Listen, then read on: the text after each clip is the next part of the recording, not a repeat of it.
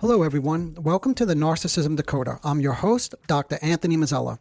Before we dive in today, I want to take a moment to reflect on some key themes that we've discussed in earlier episodes, the psychological dynamics that keep people stuck in trauma-bonded or toxic narcissistic relationships, and why breaking free can feel impossible.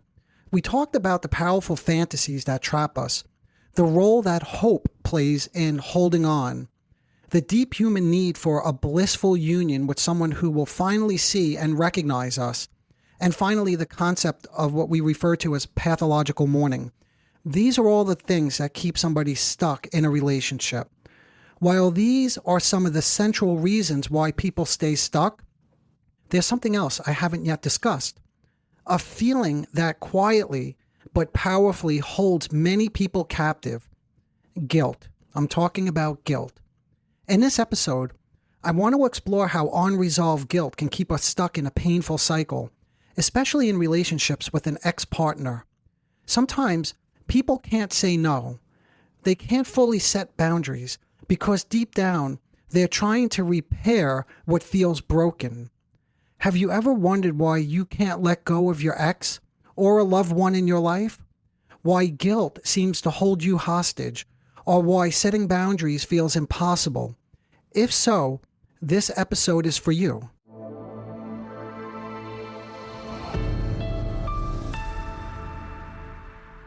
I've been thinking and talking a lot lately about guilt and shame, two emotions that are deeply connected but quite different, and both play a big role in why we get stuck. Today, I want to show you, through a prototypical example, how what feels like guilt on the surface can actually be a defense against deeper feelings of shame and vulnerability, and how these emotions keep us trapped in painful cycles. But first, let's begin with a brief definition of guilt. Brief because I'm eager to dive into the clinical material. From a psychodynamic perspective, guilt arises from a conflict between internalized values. This is what Freud called the superego. You may have heard of this concept. And one's own wishes. So there's like this internal value, and then what you really wish, or your thoughts, or whatever behaviors or actions that you may take. So there's guilt when there's a conflict between these two. It's not about feeling exposed or worthless like shame, but about recognizing that you violated your own internal standards or caused harm to someone else that you care about. Guilt says, I did something wrong, and I care about the impact that my action had. For example, a man might lash out at his partner during an argument, saying something cruel in a moment of frustration. Later he feels guilt, not just because he lost control, but because he knows he hurt someone he loves. His guilt comes from recognizing the partner's pain and his own capacity to do harm, not from a deeper fear of being seen as bad or worthless. Unlike shame, guilt often motivates what we call reparation. It's tied to empathy, the ability to imagine the other's pain, and the genuine desire to repair the breach. This makes guilt a developmental achievement. So yes, not everybody experiences guilt, right? So it's a developmental achievement, and it reflects a capacity for concern and relational accountability. In other words, I hurt somebody and I'm accountable for that. So, just to review, guilt arises from internal conflicts between one's values, the way that you see yourself, right, behaving, and the way you actually behave. Guilt is relational and tied to empathy, concern, and responsibility towards others. It motivates reparative behavior. And finally, it differs clearly from shame, which is more about feeling exposed or worthless. Now, as you listen to this overview of guilt that I just detailed, its roots in empathy, responsibility, and the desire to make things right, I want you to ask yourself, what happens when guilt is out of proportion to the actual harm done?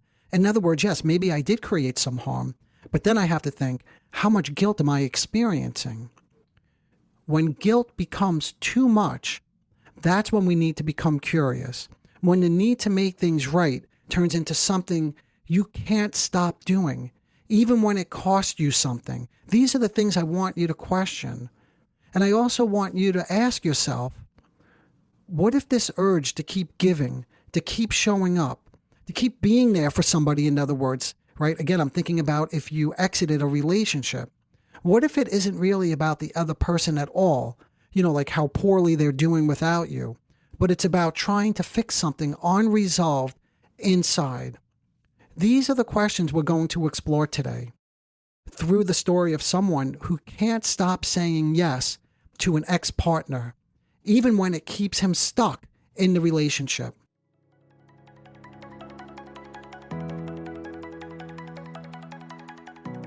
So, let's turn now to a clinical example that really brings these dynamics into focus.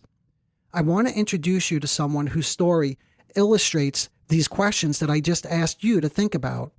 On the surface, his struggle looks like difficulty setting boundaries with an ex.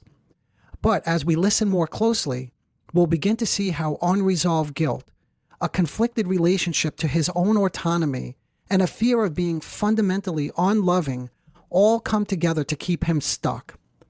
This is a fellow who often finds himself saying yes when he wants to say no. Does this sound familiar to you? Do you know somebody like this perhaps, or does it resonate with you personally? That they want to say no, or that this fellow wants to say no, especially when it comes to his former partner who still reaches out to him.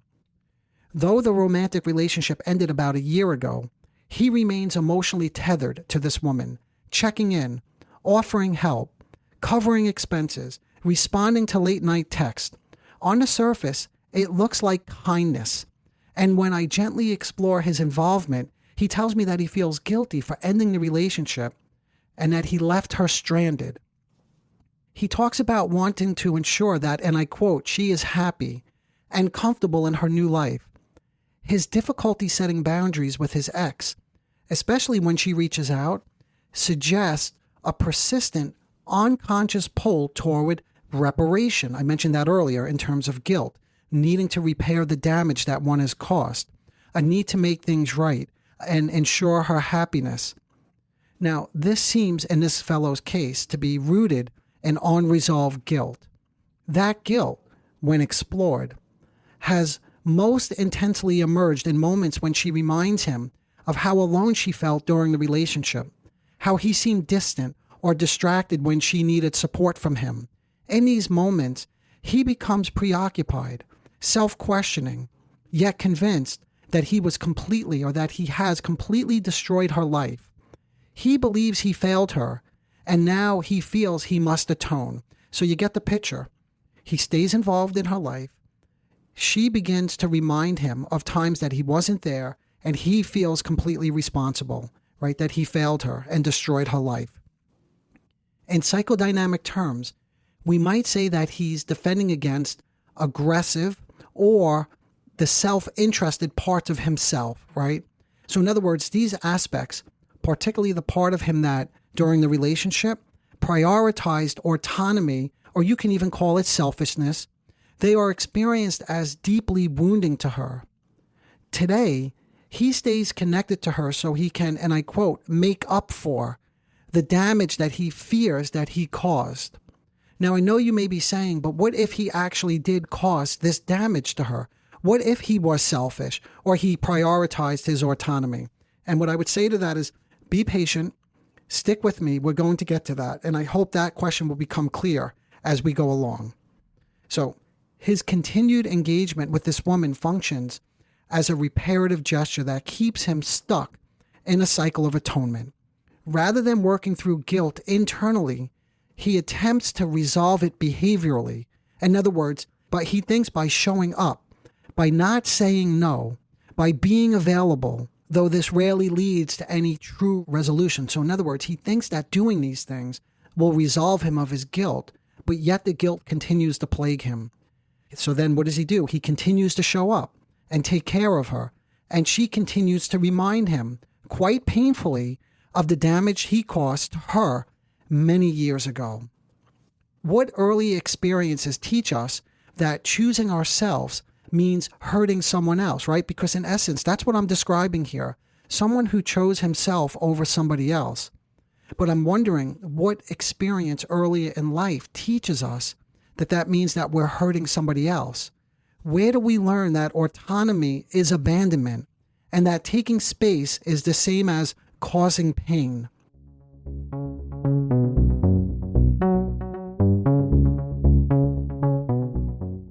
These are not abstract questions.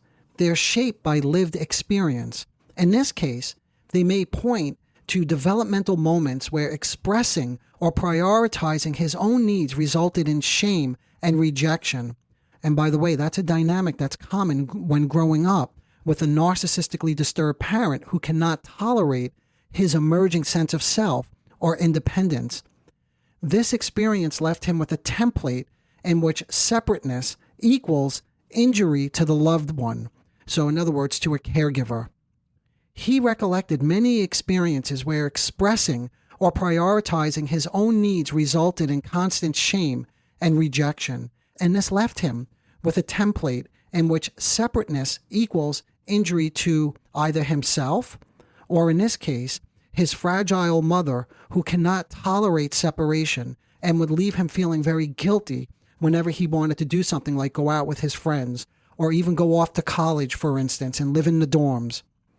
As a result, today, as a grown adult, he struggles to hold both his own desires and the needs of others in mind without feeling guilt or fear of abandonment. This internalized conflict keeps him tethered to patterns where choosing himself feels like a betrayal, making it difficult to establish a sense of self that can coexist with genuine, loving relationships. So, when the ex now reminds him of her pain, it collapses time, bringing him back into the unintegrated state of someone who cannot reconcile wanting things for himself with being a good, loving son, right? That's with his mother. Because if he wanted something for himself, he was shamed, humiliated, and made to feel like he was doing something bad. He becomes haunted by the idea that during the relationship, caring more about his own pursuit of pleasure meant that he didn't care enough about his ex-girlfriend.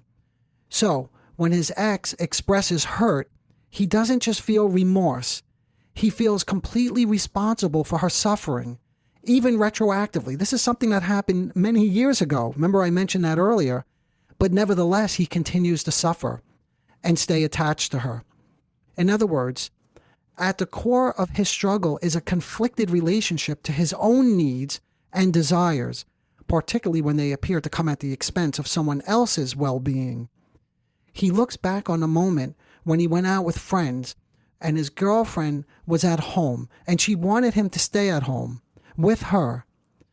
And then he looks back on this, and by the way, she reminds him of this too, and he feels consumed by guilt, not just because of the impact it had on her, but because he didn't see it as wrong at the time. And this is key. This is really important. So he starts beating himself up, in other words, because back then he didn't know how important it was to her that he stay home rather than socialize with friends. So today, his current guilt isn't only about what happened, it's about what it reveals about him. That in that moment, he prioritized his own desire to live freely, to have experiences, over being attuned to her needs. Do you see that? Just in him going out meant in his mind that he wasn't attuned. His internal logic, we slowly came to discover, is a strong belief that had he been a truly loving partner, he would have known better, as if empathic attunement should have been automatic and all-knowing. And just as an aside, she never voiced her own need for him to stay home with her. See, that's a twist to this. It's like an aside because my hunch is even if she did and he went out, nevertheless, he would still be crushed by guilt today. The guilt is thus then inflected with shame. Not, I did something bad, but what kind of person does that? And this is what he begins to question as this unravels. And then I help him get to a deeper level. So now it's not just about guilt, but what kind of person does that, he questions. And I'm quoting, am I evil?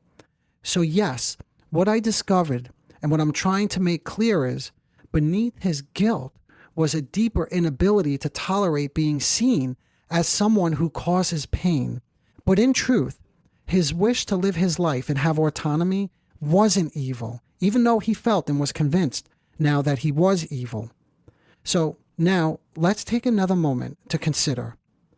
How often do we confuse making mistakes with being fundamentally flawed?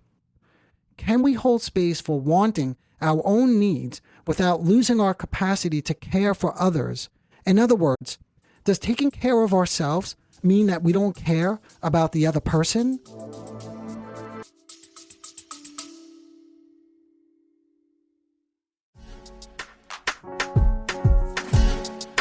I get a lot of messages from listeners saying, Dr. Mazzella, I wish I could talk to you directly, but I also know that private therapy or one-on-one sessions aren't always possible or affordable. That's why I'm thinking about creating office hours, a low-cost, small group space where you can bring your questions about the podcast content, your confusion about narcissistic relationships, traits, and dynamics, and the places where you feel stuck. You'll be met with honest, grounded feedback. I'll hold the group with structure, but there's room for real conversation too. This space is designed for anyone looking for clarity, insight, and support. If this speaks to you, head to drmazzella.com/office hours or just click on the link in the show notes to get notified when it launches.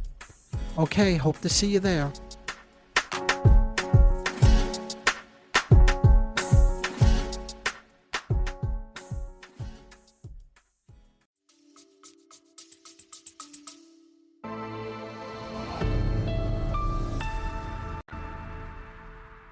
Holding space for both our own needs and our care for others is a very complicated and delicate balance, one that requires us to move beyond black or white, all or nothing thinking.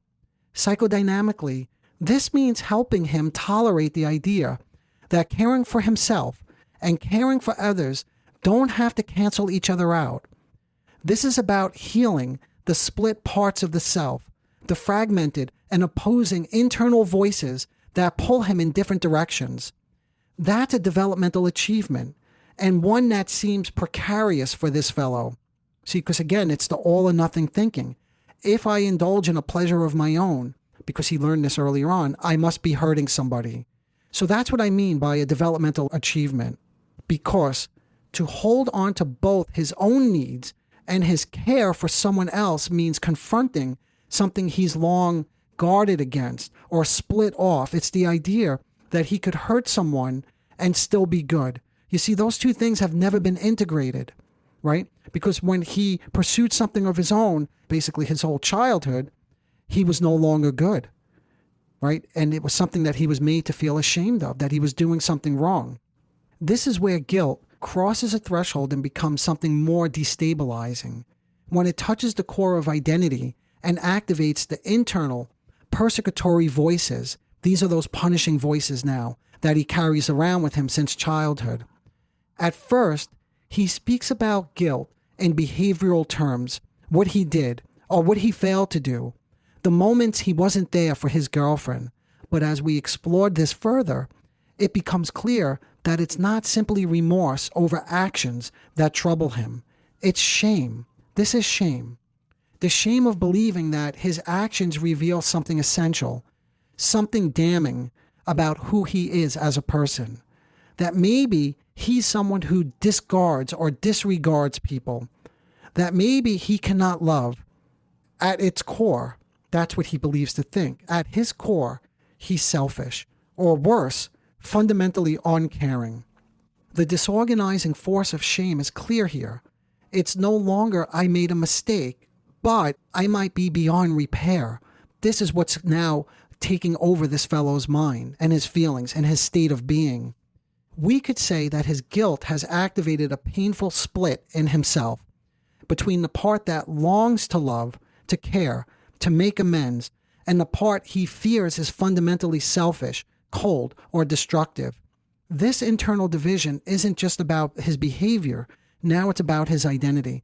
And I hope I'm clearly showing you that this is the split, right? This is the fragmented sense of self. It's not just to say that this guy he's bad or selfish, because look how hard he's working with this ex-girlfriend to be there for her. So there is very much a part of him that has a capacity to care or to want to make amends, right? But there's this split because the other side, am I cold, am I selfish, begins to take over. And this split may have roots in early relational experiences where any assertion of his own needs, any move towards autonomy was met with what? With not understanding, not with compassion, but with criticism or emotional withdrawal. What we see him basically doing to himself today. In such an early environment, even benign separations or expressions of selfhood could be experienced as dangerous ruptures. So the relationship, in other words, with his mother was constantly ruptured whenever, again, he asserted some level of independence. Now, if there's enough of this, what happens is over time, he may have internalized the belief that to assert himself means what? Assertion means to harm the other person, that his needs are, by nature, injurious. This leaves little room to hold ambivalence or to believe that care for the self can coexist with care for somebody else. In other words, it's not a split world. It's not all or nothing. So in the room then, with this all in mind, the work is not to convince him that he didn't do anything wrong with this woman or that this was a long time ago. It's not even to challenge his guilt directly. Instead, it's to slowly help him hold the parts of himself he fears are unlovable without needing to disown or atone for them through self-erasure. And what I mean by erasing himself, by just always being there now for this ex-girlfriend. So how do we do this?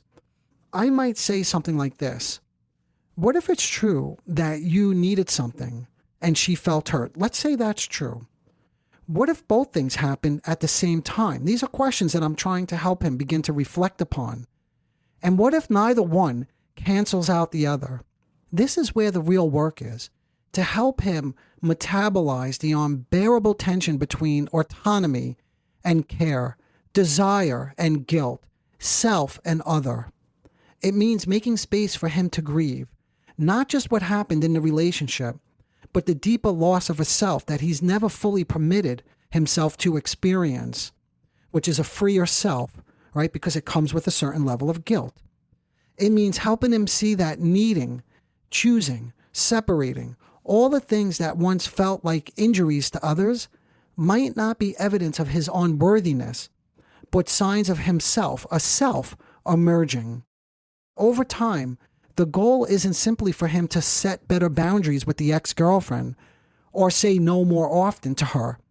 It's to heal the internal split that tells him he can be either good, right, or be separate, but not both. In other words, it's to heal the internal split between wanting something for himself, but at the same time, that he could still be there for somebody else. To live from a place where he no longer needs to prove his goodness, by taking care of this ex-girlfriend many years later. So in other words, for him to come to experience that he doesn't need to prove that he's good, see, because he walks around with this feeling that he's evil. Remember that? So he doesn't need to sacrifice himself. And if he doesn't need to sacrifice himself by constantly going back to this relationship with a woman who today, as you heard earlier, doesn't actually treat him quite nicely because she's still constantly reminding him of all the ways, years ago that he hurt her, right? But that he doesn't need to sacrifice himself, then he can begin to feel freer. Okay, so the goal then is where caring for someone doesn't require abandoning himself to do it. See, where love is not a performance of guilt, but an act that includes, rather than erases, his own aliveness. In essence, what I'm saying is all of these things need to coexist for the healing to occur. Okay, listen, I know this was a little bit complicated, but we have to hold off here for now. As always, if you have questions, feel free to email me. I'm going to keep going. I have some other interviews upcoming on guilt and shame. So if it's not yet clear, stay tuned. But if something in this did strike a chord with you, maybe a place where you care for others has come at the expense of yourself, for instance. Maybe you're recognizing that. Then I hope you can hold that more gently within yourself. These patterns, as I was trying to demonstrate, run very deep. That's why getting out of a relationship, especially a toxic relationship, is not always easy. It's so complicated. And what I added today was an extra level of complication. So as I said, these patterns have a long history, and healing them doesn't mean becoming somebody else. It means becoming more fully yourself, if that makes sense. All right, until next time, take good care. Bye for now.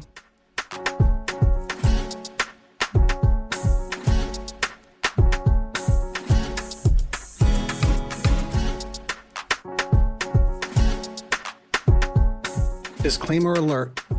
The Narcissism Decoder podcast is provided for general information purposes only. The content presented in this podcast is not intended to diagnose, treat, or cure any psychological condition related to narcissism. The content on this podcast should not be considered a substitute for professional medical advice, diagnosis, or treatment.